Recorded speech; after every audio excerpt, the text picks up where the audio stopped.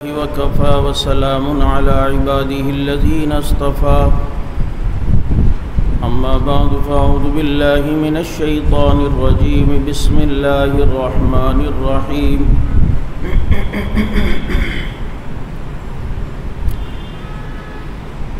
هو الذي أرسل رسوله بالهدى ودين الحق ليظهره على الدين كله وكفى بالله شهيدا قال النبي صلى الله عليه وسلم إنما بعثت معلما صدق الله وصدق رسوله النبي الكريم نحن على ذلك لمن الشاهدين والشاكرين والحمد لله رب العالمين حضور آئے تو سر آفرینش پا گئی دنیا، اندھیروں سے نکل کر روشنی میں آ گئی دنیا۔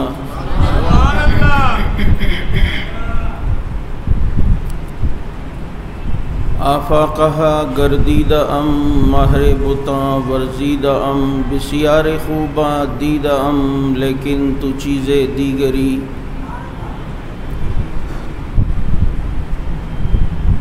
محمد مصطفیٰ افضل ہیں یوں سارے رسولوں میں، جیسے ہوتا ہے گلاب افضل زمانے بھر کے پھولوں میں۔ حسن یوسف دیکھ کر وہاں کٹی تھی انگلیاں، اور چاند کٹ گیا یہاں انگلی کو دیکھ کر۔ درود پاک۔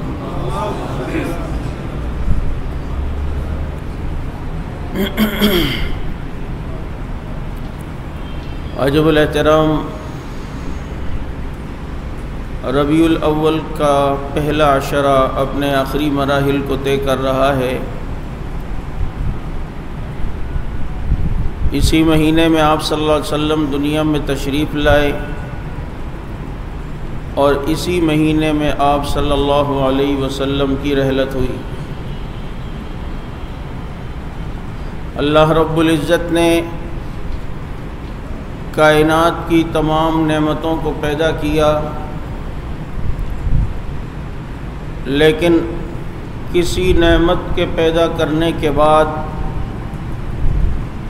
اس کو احسان کے طور پر نہیں جتلایا۔ آپ علماء خطبہ سے سنتے رہتے ہیں کہ اللہ نے آسمان و زمین کو بنایا، احسان نہیں جتلایا، آسمانوں کو بلندی دی، احسان نہیں جتلایا، زمین کو پستی دی، احسان نہیں جتلایا، سورج کو درخشانی دی، احسان نہیں جتلایا، چاند کو چاندنی دی، احسان نہیں جتلایا، تاروں کو تابانی دی، احسان نہیں جتلایا، سانس کو دمک دی، احسان نہیں جتلایا، پھول کو مہک دی، احسان نہیں جتلایا، سبزے کو لہک دی، احسان نہیں جتلایا۔ پوری کائنات کو بنایا لیکن احسان نہیں جتلایا۔ لیکن جب محمد الرسول اللہ صلی اللہ علیہ وسلم کو پیدا فرمایا تو لقد من اللہ علی المؤمنین اذ بعث فیہم رسولا کہہ کر اللہ نے احسان جتلایا کہ تمہارے درمیان ایک رسول بھیج کر تمہارے رب نے تم پر احسان کیا ہے۔ یہ اللہ کا سب سے بڑا احسان کائنات کے اندر وہ محمد الرسول اللہ صلی اللہ علیہ وسلم، اور ہمارے علماء کا جو عقیدہ ہے کہ لولا لما خلقت الافلاق، یہ کہ اگر کائنات میں نبی نہ ہوتے تو یہ دنیا وجود میں نہ آتی۔ یہ علماء دیوبند کا عقیدہ ہے، اور مفتی شفیع صاحب رحمۃ اللہ علیہ نے لکھا ہے اللہ نے جو قرآن کریم میں فرمایا الذی خلق الموت والحیات لیبلوکم ایکم احسن عملا، کہ اللہ نے موت و حیات یعنی یہ زندگی یہ اس لیے بنائی کہ لیبلوکم ایکم احسن عملا، کہ اللہ تعالیٰ ظاہر کرنا چاہتے ہیں دیکھنا چاہتے ہیں کہ تم میں سے کس کا عمل سب سے بہتر ہے، تو پتہ چلتا ہے کہ اللہ نے یہ موت و حیات اور یہ دنیا سب سے اچھے عمل کو دیکھنے کے لیے بنائی ہے، اور اس کائنات میں سب سے اچھا عمل امام الانبیاء نے کرنا تھا، تو پتہ چلتا ہے کہ نبی کے بنانے کی وجہ سے یہ دنیا بنی۔ اللہ نے نبی کو بنایا تو احسان جتلایا کہ میرا سب سے بڑا احسان محمد الرسول اللہ صلی اللہ علیہ وسلم ہے۔ اس کائنات میں اللہ کا سب سے بڑا احسان نبی علیہ الصلوۃ والسلام ہے۔ اور پھر میں اس موقع پر آ کر کہا کرتا ہوں کہ اللہ کا جو سب سے بڑا احسان ہے وہ امام الانبیاء ہیں۔ آپ پر ہم پر اللہ کا احسان ہے، بھائی مولوی صاحب کا علم بہت اچھا ہے، اللہ کا احسان ہے، اس کے پاس گاڑی بہت اچھی ہے، اللہ کا احسان ہے، یہ فلاں شخص پر اللہ کا احسان ہے کہ اس کا گھر بڑا خوبصورت ہے، اس تاجر پر اللہ کا احسان ہے، کیوں کہ یہ تاجر خوب مالدار ہے۔ آج دنیا کے اندر جتنے لوگ ہیں پوچھو کیا حال ہے تو کہتے ہیں اللہ کا مجھ پر بڑا احسان ہے، اللہ کا مجھ پر بڑا احسان ہے۔ وہ احسان دولت کی صورت میں بھی ہو سکتا ہے، شہرت کی صورت میں بھی ہو سکتا ہے، گھر کی صورت میں ہو سکتا ہے، گاڑی کی صورت میں ہو سکتا ہے، نیک بیوی اور نیک اولاد کی صورت میں ہو سکتا ہے، کسی بھی صورت میں ہو سکتا ہے، لیکن ہر ایک کہتا ہے مجھ پر اللہ کا احسان ہے۔ لیکن ایک شخص کائنات میں ایسا ہے کہ جس پر اللہ کا سب سے بڑا احسان ہے کہ جب وہ اپنے کندھوں پر بٹھا کر نبی کو غار کی طرف لے کے جا رہا ہے اور نبی ان کے کندھوں پر ہیں، تو کسی پوچھنے والے نے اگر پوچھا ہو ابو بکر یہ تم پر کیا ہے تو کہا مجھ پر اللہ کا سب سے بڑا احسان ہے۔ اس امت میں جو سب سے بڑا، اس پر اللہ کا سب سے بڑا احسان۔ مانتا ہوں حضرت عمر فاروق اعظم بنے، ان پر بھی اللہ کا احسان ہے، 21 مرتبہ جنت کی بشارت حضرت عثمان نے سنی، ان پر بھی اللہ کا احسان ہے۔ اپنا داماد علی کو نبی نے بنایا، ان پر بھی اللہ کا احسان ہے۔ سارے صحابہ پر اللہ کا احسان ہے، لیکن دنیا کا سب سے بڑا احسان صدیق کے اوپر ہے۔ اب نبی دنیا میں آئے، آنے کا مقصد کیا؟ فرمایا هو الذی ارسل رسولہ بالہدی ودین الحق لیظہرہ علی الدین کلہ۔ نبی بھیجا آپ کو اس لیے تاکہ آپ کا دین سارے ادیان پر غالب آ جائے، سارے دینوں پر غالب آ جائے، آپ کا دین سارے دینوں کے اوپر حاوی ہو جائے۔ نبی ساری دنیا میں دین کے غلبے کے لیے آئے تھے۔ مقصد میلاد کیا ہے؟ پیدائش کا مقصد کیا ہے؟ اس طرف بھی ہمیں آنا چاہیے تاکہ قوم صرف خوشی ہی کی طرف نہ ہو جائے، غم ہی کی طرف نہ ہو جائے، بلکہ اسوہ حسنہ کو صحابہ کی زندگیوں کے تناظر میں دیکھنا ہے۔ ان کی زندگیوں میں کیا تھا، ان کا انداز کیا تھا۔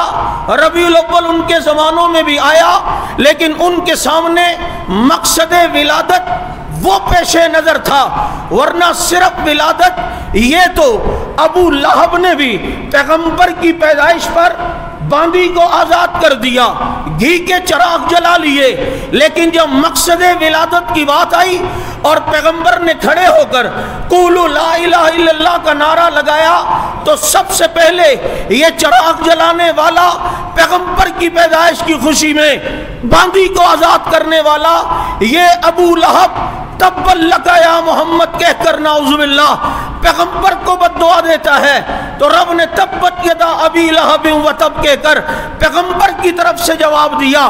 پتہ چلتا ہے اگر کسی نے گھی کے چراغ نہیں جلائے، کسی نے اس زمانے میں پیغمبر کی خوشی میں اگر جناب باندیوں کو آزاد نہیں کیا لیکن مقصد ولادت کو اپنایا، خدا نے رضی اللہ بھی انہیں کو کہا، اولئک هم الفائزون بھی انہیں کہا، اولئک هم المفلحون بھی انہیں کہا، اولئک هم الراشدون بھی انہوں نے کہا۔ اور یہ صحابہ کرام ہیں جنہوں نے مقصد ولادت کو سامنے رکھا، اور مقصد ولادت پیغمبر نے دنیا میں آتے ہی پہلے دن اپنی پیدائش کا مقصد اپنے عمل سے بتایا اور رب العزت نے دنیا کے سامنے ظاہر کیا۔ کیوں؟ جب پیغمبر پیدا ہوئے، جس دن آئے، آپ جانتے ہیں بیت اللہ میں رکھے 307 بت دھڑام سے گر گئے۔ نبی نے بتا دیا میں ان بتوں کو گرانے کے لیے آ گیا ہوں۔ ادھر کیسر و کسرا کی ایوانوں میں زلزلہ آیا، سب حیران ہو گئے، یہ کیا ہو گیا؟ نبی پیدا ہوئے، کیسر و کسرا کے ایوان لرزنے لگے۔ بتا دیا میری پیدائش کا مقصد ہر باطل قوتوں کو ہلا کے رکھنا ہے۔ جب نبی آئے، جس دن پیدا ہوئے، ایران میں صدیوں پرانی آگ جل رہی تھی۔ یہ آگ کا ایرانیوں سے بڑا پرانا رشتہ ہے، آگ کا، کیونکہ یہ آتش پرست تھے۔ آج بھی آگ کے اوپر چلنا سعادت سمجھتا ہے، یہاں سے انگاروں پہ بھاگ کے وہاں۔ اس دفعہ تو ویڈیو آئی، 2 آدمی ایک کو جھولا جھلا رہے ہیں آگ پر، وہ جھولا کوئی ایسا ہی چل گیا کہ جھولے کے ساتھ جھولا جھلانے والے بھی، ہم تو ڈوبے ہیں صنم، تم کو بھی لے ڈوبیں گے۔ کہا کہ پھر جل کے بتاؤ نا، دنیا کو بتاؤ نا، یہاں بھی آگے وہاں بھی آگے۔ آگ کا بڑا پرانا رشتہ ہے ایرانیوں کے ساتھ، اور آج تک ہے، اس کو وہ سعادت سمجھتے ہیں۔ آگ جلتی تھی صدیوں پرانی چمنی میں، بجھنے نہیں دیتے تھے، بلکہ آگ سے عقیدہ پکڑتے۔ جس دن آگ تیز ہوتی کہتے کچھ حالات خراب ہوں گے، آگ نارمل چلتی کہتے نہیں ابھی حالات ٹھیک رہیں گے۔ میرے نبی آئے، ایرانیوں کی آگ بجھا کر بتایا کہ پیدائش کا مقصد ایرانیوں کو بھی سبق سکھانا ہے، سبحان اللہ، ایرانیوں کے عقیدے کو بھی ختم کرنا ہے۔ یہ پیدائش مقصد ولادت میں یہ بات شامل ہے۔ اور جب نبی دنیا میں آئے تو آتے ہی سب سے پہلے سجدہ کیا۔ حضرت آمنہ کہتی ہیں میرے لخت جگر نے پیدا ہوتے ہی سب سے پہلے سجدہ کیا۔ اور بچہ پیدا ہوتے اسے صاف کرنا پڑتا ہے، نبی کو صاف کرنے کی ضرورت بھی نہیں پڑی۔ بچہ پیدا ہوتا ہے اسے ختنہ کرنی پڑتی ہے، میرے نبی مختون پیدا ہوئے ہیں، ختنے کی ضرورت ہی پیش نہیں آئی ہے۔ آمنہ کہتی ہیں کہ میں سوچ رہی تھی بچہ پیدا کب ہوگا، اور مجھے پتہ ہی نہیں چلا ولادت ہو بھی گئی، مجھے درد تک بھی نہیں ہوا ہے۔ کیوں کہ یہ رسول اللہ صلی اللہ علیہ وسلم کی پیدائش ہے، دنیا میں آئے ہیں، آتے ہی سجدہ کر کے بتایا میری پیدائش کے دن ٹھمکے کے بجائے نبی اللہ کے سامنے دربار میں شکرانے کے سجدے کیا کرو کہ ربا تیرا شکر ہے کہ تو نے اس نبی کی امت میں پیدا کیا ہے۔ سجدے کیے، پیچھے جائیں دوبارہ، دونوں پیچھے، شاباش، معذرت، یہ تھوڑی ہے کہ 4 بجے بھی آؤ تو آگے ہی آئیں گے، یہ سن لے آئندہ کوئی بھی اس طرح کرے گا تو یہی ہوگا۔ مقصد ولادت،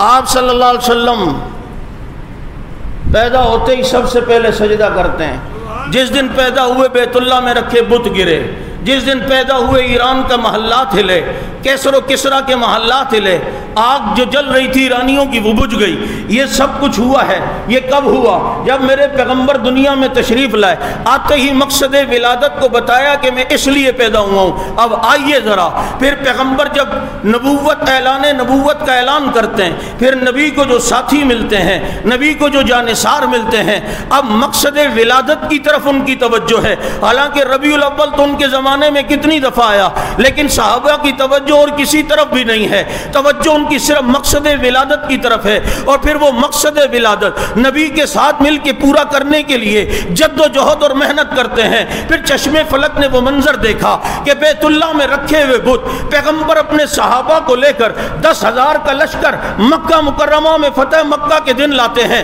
اور ایک ایک بت کو توڑتے چلے جاتے ہیں، اور ایک ایک بت کو گراتے چلے جاتے ہیں، اور بتوں کو توڑتے چلے جاتے ہیں، اور آواز اور نعرہ لگاتے جاتے ہیں، قل جاء الحق وزهق الباطل ان الباطل کان زہوقا۔ مقصد ولادت اپنی زندگی میں لوگ اپنی آنکھوں سے دیکھ رہے ہیں، اور پھر جب نبی علیہ السلام آئے، آتش ایران بجھی، ایران کے کیسر و کسریٰ کے محلات ہلے۔ اب توجہ کرنا، پیغمبر کے آنے کے اس مقصد کی اگر تکمیل نظر آتی ہے، وہ دور فاروق اعظم کا ہے، وہ دور عمر کا ہے، کہ پھر کیسر و کسریٰ کو دن میں تارے دکھائے، کیسر و کسریٰ کے محلات صحابہ کے والضحیٰ، صحابہ کے والعادیات ضبحا والے گھوڑوں کی ٹاپوں کے نیچے آئے، وہ آگ بھی پھر بجھی جو ایران میں جل رہی تھی، کیسر و کسریٰ کی عزتیں بھی پامال ہوئیں، ان کا مال غنیمت مسجد نبوی میں جمع کیا گیا، ان کے محلات کو صحابہ کے گھوڑوں کا استبل بنایا گیا، اور صحابہ نے اپنی عملی زندگی میں بتایا کہ پیغمبر کے آنے کا مقصد یہ اول ترجیح ہوا کرتا ہے، یہ پیش نظر ہونا چاہیے، باقی معاملات اس طرف صحابہ کی توجہ نہیں، توجہ ہے تو مقصد ولادت کی طرف ہے۔ پھر کیسر و کسریٰ فتح ہوا یا نہیں؟ بولو۔ پھر یہ بت ٹوٹے یا نہیں؟ پھر ایران فتح ہوا یا نہیں؟ روم فتح ہوا یا نہیں؟ پھر کفر کا سر نگوں ہوا یا نہیں؟ پھر یہاں مکران اور پشاور اور سندھ تک نبی کے صحابہ دین لے کر آئے یا نہیں آئے؟ کیوں؟ مقصد ولادت صحابہ کے سامنے تھا، اور جو قوم مقصد ولادت کی طرف آتی ہے اس کا ہر روز عید ہوتا ہے اور اس کا ہر روز جشن ہوتا ہے۔ کبھی وہ کندھار فتح کرتے ہیں تو پھر جشن ہے۔ کیوں فتح کیا یہ سب؟ نبی نے بتایا ہے جہاد تو تبھی کیا، نبی نہ بتاتے تو یہ پھر کیوں کرتے امریکہ سے مقابلہ، کفر سے مقابلہ؟ یہ تو نبی کے بتانے سے ہوا ہے نا، اور نبی نے بتایا بھی اس لیے کہ نبی دنیا میں آئے ہیں تو پتہ چلتا ہے جو مقصد ولادت کی طرف آتا ہے اللہ اسے ہر روز عیدیں عطا فرماتا ہے، اور ہر روز اللہ تعالیٰ اسے خوشیاں نصیب فرماتا ہے۔ اور دنیا نے دیکھا کہ جو مقصد ولادت کی طرف آئے اللہ نے ان کی سے دین کے کام لیے، پیغمبر کے آنے کے مقصد وہ دین اسلام کی ترویج تھی اور اس کی اشاعت تھی، اور اس پر انہوں نے عمل کر کے دکھایا، تو اللہ نے انہیں ہر روز کی خوشیاں اور ہر روز کی عیدیں عطا فرمائی ہیں۔ میرے دوستو، یہ مقصد جو پیغمبر کے آنے کا، هو الذی ارسل رسولہ بالہدی ودین الحق لیظہرہ علی الدین کلہ وکفی باللہ شہیدا، یہ ساری دنیا میں جو دین پھیلتے ہوئے نظر آ رہا ہے، مجھے بتاؤ یہ دین پھیلانے والے صرف 3 تھے یا کئی صحابہ تھے؟ عقلیں ماری گئی جو کہتے ہیں 3 تھے۔ میں نے کہا 4 کا ہنسا تو پورا کرتے کہ سمتیں 4 ہیں، تو تم کہتے کہ ادھر گئے ادھر گئے ادھر گئے ادھر گئے، لیکن 3 کو مانتا ہے تو اس لیے جھنڈا بھی تکون ہی ملا ہوا ہے، جھنڈا بھی۔ ہم کہتے 3 نہیں، فی دین اللہ افواجا، اللہ کہتے ہیں فوجوں کی فوجیں آئیں گی، اور یہ کہتا ہے 3۔ اللہ کہتے ہیں فوجوں کی فوجیں اور یہ کہتا ہے 3۔ میں اللہ کی مانوں یا اس کی مانوں؟ میرے پیغمبر محمد الرسول اللہ صلی اللہ علیہ وسلم آئے، خدا کی قسم پھر حضرات صحابہ کرام نے پیغمبر کے آنے کے مقصد ہی کو اپنے سامنے رکھا اور اپنی زندگی کا نصب العین بنایا، اور پھر وہ پیغمبر کے مقصد کو لے کر چلے ہیں، جبھی تو اللہ نے ان سے اپنی رضا کا اعلان کیا ہے۔ ربیع الاول کا مہینہ آپ صلی اللہ علیہ وسلم کی دنیا میں آمد کا مہینہ، اور میرے پیغمبر جب دنیا میں تشریف نہیں لائے، آپ جانتے ہیں لوگوں کا حال کیا تھا۔ یہ انسانیت انصاف کے لیے پیاسی تھی، یہ فطرت دیکھ رہی تھی کہ کب انسان کو انصاف ملے گا۔ پھر میرے نبی آئے، انسانوں کو جینے کا شعور بخشا، آپس میں دست و گریباں لوگ آپس میں پھر محبت کرنے والے بنے، ہر خوبصورت جھنڈی کو سجدہ کرنے والے پھر ایک رب کو سجدہ کرنے والے بنے۔ توحید ان کے دلوں میں راسخ ہو گئی، اللہ کا دین ان کے دلوں میں اتنا راسخ ہو گیا کہ اللہ نے جب دین کے تکمیل کی بات کی فرمایا الیوم اکملت لکم دینکم، میں نے دین ہی دین صحابہ بنا دیا ہے۔ آئے دنیا ہی چینج ہو گئی، دنیا تبدیل ہوئی۔ آج ہم اپنے نبی کو کہتے ہیں پیغمبر انقلاب، کہ ہمارے نبی پیغمبر انقلاب ہیں، یعنی وہ آئے تو انقلاب آ گیا۔ میں ساتھیوں سے عموماً کہا کرتا ہوں کہ ہم جو نبی کو پیغمبر انقلاب کہتے ہیں، وہ انقلاب کیا تھا؟ کیا بہترین روڈ سڑکیں بن گئیں؟ کیا اس زمانے میں بہترین عمارتیں بنی؟ کیا اس زمانے کے اندر جناب کوئی بہت بڑے جہاز بن گئے؟ پیغمبر انقلاب کا مطلب ہی جماعت صحابہ ہے، کیونکہ انقلاب نبی دلوں پہ لائے، دل کو تبدیل کیا۔ حال جن کا یہ تھا کہ ایک صحابی فرماتے ہیں ہماری تو جہالت کا یہ عالم تھا کہ میری ماں نے مجھے سفر پہ جا رہا تھا، گندم کا بت دیا کہ تھیلے میں رکھ، عبادت کے وقت ہو تو اپنے خدا کی عبادت کرنا۔ میں تھیلا لے کے چلا، راستے نے بھوک نے ستایا اور کچھ نہ ملا، مجبور تھا تھیلے سے خدا کو نکالا اور ایک ہاتھ توڑ کے کھا لیا۔ آگے گیا، بھوک نے ستایا تو دوسرا ہاتھ توڑ کے کھا لیا، پھر دونوں ٹانگیں توڑ کے کھا لیں، یہاں تک کہ پورے خدا ہی کو کھا لیا۔ کہا ہمارا حال تو یہ تھا، لیکن قربان جائیں ہم محمد الرسول اللہ صلی اللہ علیہ وسلم پر، جنہوں نے پھر ایسا شعور ہمیں دیا، ایسا شعور ہمیں بخشا کہ اب اگر بیت اللہ میں نصب حجر اسود کو بھی بوسہ دیتے ہیں تو عمر کہتے ہیں چومتا اس لیے ہوں، نفع نقصان کا مالک نہیں، اس لیے چومتا ہوں کہ میرے محمد نے تجھے چوما ہے۔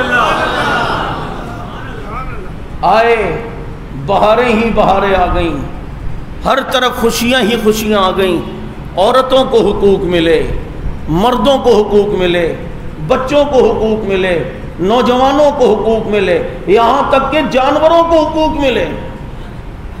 آج حقوق کی باتیں کرنے والے انصاف کی نظر سے دیکھیں، جو حقوق جس کے تھے وہ حقوق جتنے محمد الرسول اللہ صلی اللہ علیہ وسلم نے دیے، اتنے حقوق دینے کا کوئی تصور بھی نہیں کر سکتا۔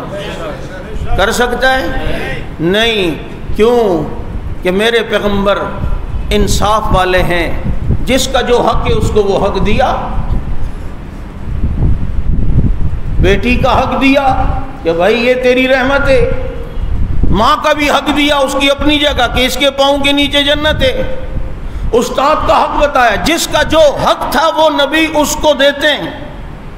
وَمَا كَانَ لِنَبِيٍّ أَن يَغُلَّ، نبی خیانت نہیں کرتا، قرآن کہتا ہے جس کا جو حق ہے اسی کو دیتا ہے۔ یہاں تک کہ جب میرے پیغمبر دائی حلیمہ کی گود میں پرورش پا رہے ہیں، نبی حلیمہ سعدیہ کے دائیں چھاتی سے دودھ پیتے تھے، اور اس وقت جو نبی کے رضائی بھائی تھے وہ بائیں چھاتی سے دودھ پیتے تھے۔ ایک مرتبہ حضرت حلیمہ نے غلطی سے بائیں طرف دودھ پلانا چاہا، ہزار کوشش کی، نبی نے نہیں پیا۔ کیوں؟ جس کا حق ہے وہ دینے والا نبی ہے، جس کا حق ہے اس حق کو پورا دینے والا ہے۔ وہ دائیں چھاتی سے دودھ پیا کرتے تھے۔ پتہ چلتا ہے جس کا حق اسی کو دیا کرتے ہیں، اس سے ہٹ کر نہیں دیا کرتے۔ تو پھر سمجھ لے خیبر میں جھنڈا علی کا حق تھا تو علی کو دیا، مسلح پر ابو بکر کا حق تھا تو وہ ابو بکر کو دیا۔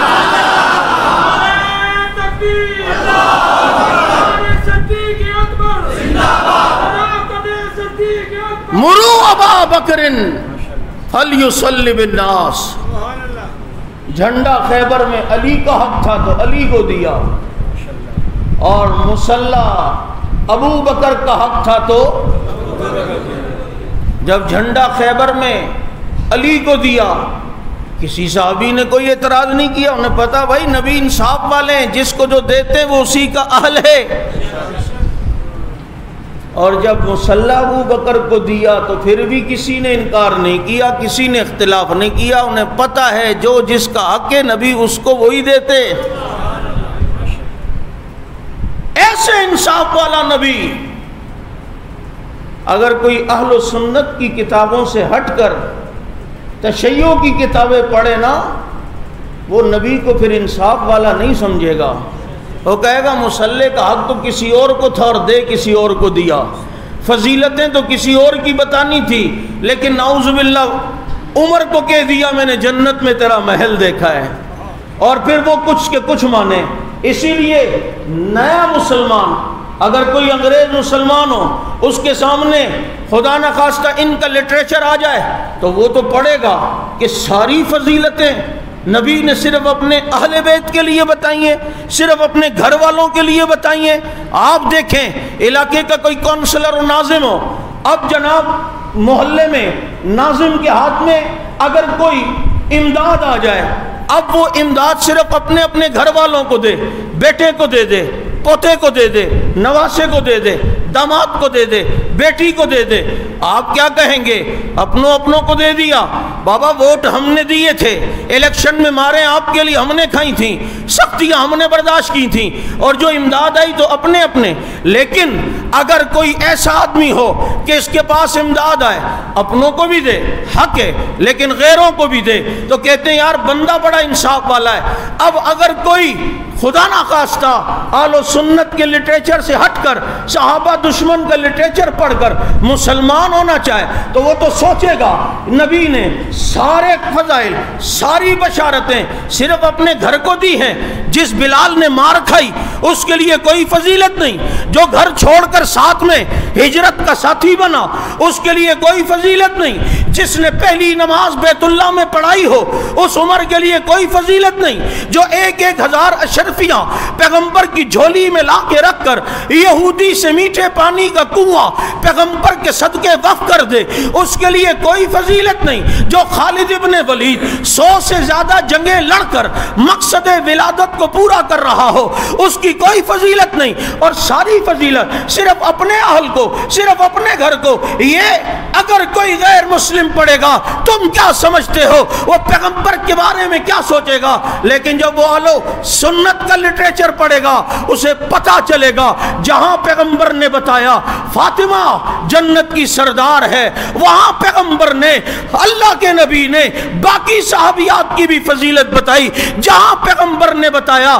علی تیرا گھر جنت میں میرے گھر کے سامنے ہوگا، وہیں اس پیغمبر نے یہ بھی بتایا خالد تو سیف من سیوف اللہ ہے.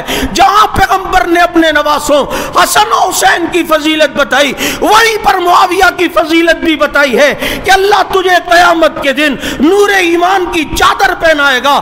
جہاں پر پیغمبر نے اپنے گھر والوں کی فضیلت بتائی ہے وہی باہر والوں کی بھی فضیلت بتائی ہے. اہل سنت کا لٹریچر پڑھنے والا وہ یہی سوچے گا یہ پیغمبر کے پاس جو فضیلتیں آتی تھی صرف گھر پہ نہیں باہر بھی بانٹتے تھے، اور یہی وہ اس حدیث کا مفہوم ہے انما انا قاسم واللہ یؤتی، اللہ مجھے دیتا تھا میں صحابہ میں تقسیم کر دیتا تھا.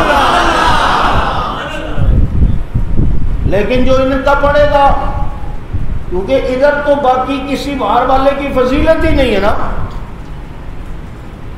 جنہوں نے مارے کھائیں ان کی کوئی فضیلت نہ ہو، جو پیغمبر کے لیے اپنی بچیوں کو چھوڑ کر ہجرت کرے اس کی کوئی فضیلت نہیں. اس کی تو اتنی بڑی فضیلت ہے کہ آج بھی روزے میں نبی کے ساتھ سلا دیا ہے. ان کا مقابلہ تو صحابہ میں بھی کوئی نہیں کر سکتا. بہرحال ربیع الاول کا مہینہ میرے نبی کی پیدائش کا مہینہ، دنیا سے جانے کا مہینہ، اللہ نے دونوں کو جانے اور آنے کو ایک ہی مہینے میں رکھا تاکہ آنے کی کوئی اتنی خوشی میں نہ بڑھ جائے کہ حد سے بڑھ جائے، اور پھر اسی مہینے میں دنیا سے جانے کا رکھا کہ یہ خوشی میں جانا بھی یاد کرے، اور جب جانے کو سوچے تو اتنا غم میں نہ پڑ جائے کہ پھر سینہ پیٹنے لگ جائے، تو پیدائش بھی رکھ دی تاکہ بیلنس برابر ہو۔ وَكَذَلِكَ جَعَلْنَاكُمْ أُمَّةً وَسَطًا، اللہ نے تمہیں معتدل امت بنایا ہے، درمیانی امت بنایا ہے، معتدل امت بنایا ہے، افراط و تفریط میں نہیں پڑتی ہے۔ آئے میرے پیغمبر اور ضرور اس مہینے میں آئے، اور آئے تو پھر ایسے آئے کہ پھر انقلاب آیا، پھر صرف آئے نہیں، میرے نبی کے صدقے، علماء نے لکھا ہے جس سال میرے نبی پیدا ہوئے اللہ نے نبی کے صدقے ہر حاملہ عورت کو دنیا میں اولاد نرینہ عطا فرما دیا، سب کو اولاد نرینہ، جاؤ محمد کے صدقے تمہیں اولاد نرینہ دے دیتا ہوں۔ پھر آئے تو روشنی روشنی پھیلی، ابو طالب کے حضرت عبد المطلب کے گھر میں اتنی روشنی کہ ایک کاہن جو غاروں میں رہتا تھا آتا ہی نہیں تھا، اور مکے والے اس کے بڑے عقیدت مند تھے، وہ رات کو اترا اور کہا کہ مکے میں کسی بچے کی آج ولادت تو نہیں ہوئی ہے، نے بتایا عبد المطلب کے گھر پہ، کہا دکھاؤ۔ جب اس نے نبی کو دیکھا تو کہا اب ہماری دکانیں نہیں چلیں گی، اب ہماری دکانیں نہیں چلیں گی۔ اور پھر میرے پیغمبر جب آئے تو یتیم تھے، والد نہیں تھے، اللہ نے دنیا میں درس توحید نبیوں کے ذریعے دیا۔ اب دیکھو نا، اس میں بھی بڑی حکمتیں، بچے کو کسی کام کی ضرورت ہوتی ہے، وہ کہتے ہیں ابا یہ دلا دو، ابا وہ دلا دو، ابا یہ چیز چاہیے، ابا یہ چیز چاہیے۔ کام پیارے تیرے کو میں یتیم پیدا کروں گا تاکہ بچپن سے ہی تجھے ابا کی نہیں ربا کی عادت ہو، تو جب بھی کہے تو ربا مجھے یہ چاہیے، ربا میرا باپ تو نہیں کہ کھلونے دلائے، ربا مجھے کھلونا چاہیے، کہا میں چاند کو تیرے کھلونے بنا دوں گا، ربا میرا ابا تو نہیں مجھے سواری کرائے، مجھے سواری چاہیے، کہا پیارے تجھے میں آسمانوں کی سواری براق کی صورت میں دے دوں گا۔ دنیا کا باپ اپنے بچے کو سواری کرواتا ہے، اس کے راہ گزر گردے سفر میں پہاڑ آتے ہیں، ریگستان آتے ہیں، جنگلوں کو کراس کرتے ہیں، تیرا ابا نہیں تیرا ربا تجھے ایسی جگہ سفر کروائے گا کہ تیرے گردے سفر میں آسمان ہوں گے، تیرے گردے سفر میں سدرۃ المنتہا ہوگی، تیرا گردے سفر بیت المعمور بنے گا، تو آگے بڑھتا جائے گا یہاں تک کہ عرشوں تک تیری سواری جائے گی، اور التحیات للہ کہہ کر تو مجھ سے بات کرے گا، السلام علیکم ایھا النبی کہہ کر میں تجھ سے بات کروں گا۔ اور یہی مفہوم ہے لم یجدک یتیما فآویٰ، تو یتیم تھا میں نے تجھے ٹھکانہ دیا، سواری تیری کوئی نہیں، براق کو سواری بنا دیا، تجھے سفر کروانے والا کوئی نہیں، تجھے آسمانوں کا سفر کروا دیا، تجھے کھلونے دلانے والا کوئی نہیں، چاند کو تیرا کھلونا بنا لیا۔ حلیمہ سعدیہ کہتی ہیں میں نے اپنے اس پیارے کو دیکھا کہ یہ اپنے بنگوڑے میں اپنے جھولے میں بیٹھا لیٹا ہے اور ہاتھ ہلاتا ہے، جہاں محمد کی انگلی جاتی ہے وہاں خدا کا چاند جاتا ہے۔ تیرا کھلونا تو آسمان کا چاند بنے گا۔ اور پھر تھوڑے بڑے ہوئے، چلنے لگے، ہائے ہائے، پہلے تو آپ جانتے ہیں، علماء سے آپ نے سنا ہے، حلیمہ سعدیہ اونٹنی لے کر جو آئیں، سست اونٹنی تھی، چل ہی نہیں پاتی، پہلی والی دائیاں آئیں لے کے چلے گئے بچے، یہاں جو دروازہ کھٹکھٹاتا بچہ کہتے یتیم ہے، چھوڑو بھائی۔ اس پر آ کر زیادتی ہے جو لوگ یہ کہتے ہیں انہوں نے پسند نہیں کیا، میں نے کہا ان کی دائیوں کی کیا مجال، میرے نبی نے انہیں پسند نہیں کیا، کیونکہ اللہ نے تو سب چن کے دینا تھا نا۔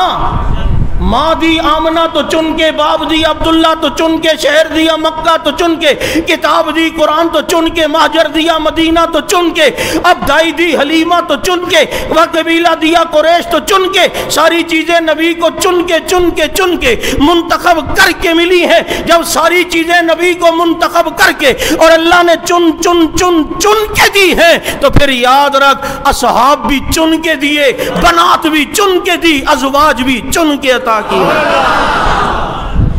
ساری چیزیں چن کے دی اور یہ بغیر چنے۔ حلیمہ سعدیہ آئیں آخر میں، سب جگہ گھوم کے آ گئیں، او بچے تو لے گئے ادھر دروازے پہ، چلو ادھر سے دیکھتے ہیں، بھائی یہ بچہ یتیم ہے، شوہر سے کیا کریں؟ شوہر نے کہا چھوڑو چلتے ہیں، کہا چلو دیکھ تو لیں۔ جب دیکھا تو پھر دیکھتی ہی رہ گئی۔ حضرت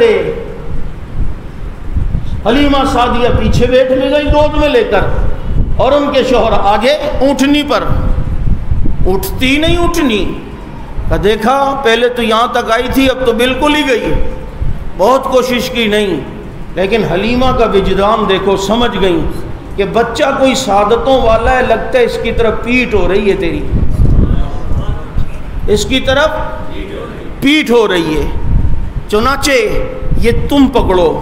ان کے شوہر نے بچے کو جب آگے لیا، پھر اونٹنی صرف اٹھی نہیں بلکہ اٹھی، اور اٹھی نہیں بلکہ چلی نہیں بلکہ دوڑی، اور دوڑی نہیں اور سارے سے آگے نکل گئی، اور بتا دیا اس نبی کے قدم اونٹنی پہ لگے، اونٹنی آگے، براق پہ لگے، براق آگے، ہجرت کی رات صدیق پہ لگے، صدیق آگے۔ کراس کرتے کرتے حلیمہ یہ سواری کہاں سے بدل آئی؟ لفٹ ہی نہیں حلیمہ، وہ گزرتے گزرتے ان کو کراس کرتے کرتے ہوئے، ہمت ہے تو کراس کر ورنہ برداشت۔ حلیمہ جاتے جاتے بھائی سواری نہیں بدلی، شہ سوار بدل دیا ہے۔ گھر پہ گئیں، اب کچھ تھا ہی نہیں، ایک سوکھی بکری، تھنوں میں دودھ بھی نہیں، دودھ جاری ہو گیا، برتن بھر گئے، سارے محلے والے بھی برتن لے آئے۔ حلیمہ یہ کیا ہو گیا؟ آج یہ تیری بکری کے تھنوں میں تو دودھ کی نہریں نکل آئیں۔ کہ آج وہ آ گیا ہے جو جہاں ہوتا ہے وہاں رزق بڑا کرتا ہے، چاول ختم نہیں ہوا۔ تیری تو دیگیں ختم ہوتی، تو کہتا ہے ہیں بھی، اور دیگ بھی ختم، چاول بھی ختم، دودھ بھی ختم۔ وہ جہاں ہوتے ہیں اتنا سا آٹا، اتنی سی بکری حضرت جابر کے گھر میں ہو اور خندق کا میدان ہو تو 4000 کھا کے جاتے ہیں، کیونکہ وہ جہاں ہو تو وہاں برکتیں ہی برکتیں، جہاں برکتیں نہیں تو سمجھو وہ ہیں بھی نہیں۔ سمجھ آ رہی ہے بات؟ یہ نہیں۔ اب جناب سارے برتن بھر گئے، تھوڑے بڑے ہوئے نا چلنے میں، وہ جگہ دیکھی ہے جہاں میرے نبی بچپن میں نازک تلیوں کے ساتھ چلا کرتے تھے۔ طائف میں بنو سعد کا قبیلہ میں نے دیکھا، ایسے عجیب منظر میں ڈوب گیا۔ دسنی حلیمہ سعدیہ کتھوں لے آئی ہیں سونا لال، یہ سارے منظر میرے سامنے آ رہے تھے، اور یہی والی نعت کے چند مصرے میں نے حلیمہ سعدیہ کی قبر پہ کھڑے ہو کے پڑھے کہ واقعی تو خوش قسمت ہے کہ تیرے گود میں محمد الرسول اللہ صلی اللہ علیہ وسلم آ گئے۔ ایک دن ان کی جو بیٹی تھی شیمہ بکریوں کو گھمانے پھرانے جاتی تھی، ایک دن کہا اماں بھائی کو بھی لے کے جاؤں گی، کہا اس دن تو لے کے گئی تھی، اب کیوں لے کے جاتی ہے؟ بچہ ہے گود میں لے کے جائے گی، تکلیف ہوگی۔ کہا اماں تکلیف نہیں ہے، میں نے اس دن دیکھا کہ جب میں بھائی کو لے کر ساتھ گئی، ایک چیز تو دیکھا، میں جہاں جاتی تھی بادل مجھ پہ سایہ کرتا تھا، اور بکریاں جو سنبھالی مجھ سے نہیں جاتی، لیکن اماں اس دن جو میں لے کے گئی تو میں دیکھ کر حیران ہوئی، میں بھائی کو گودی میں لے کے بیٹھی ہوں، بکریاں یہاں وہاں جانے کے بجائے سارے میرے قریب آ کر میرے بھائی محمد کا دیدار کرنے لگی، دیدار کرتی ہیں۔ اس لیے میں بھائی کو دوبارہ لے کے جانا چاہتی ہوں تاکہ وہ ساری سعادتیں مجھے ملیں۔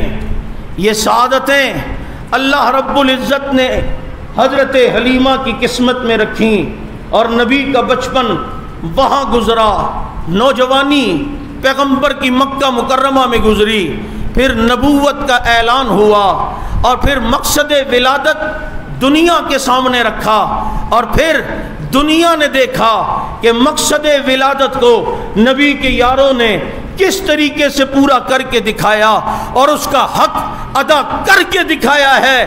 پوری دنیا کے اندر اگر اسلام صحابہ کے ذریعے سے پہنچا ہے تو مقصد ولادت کو پورا کرنے والے کون؟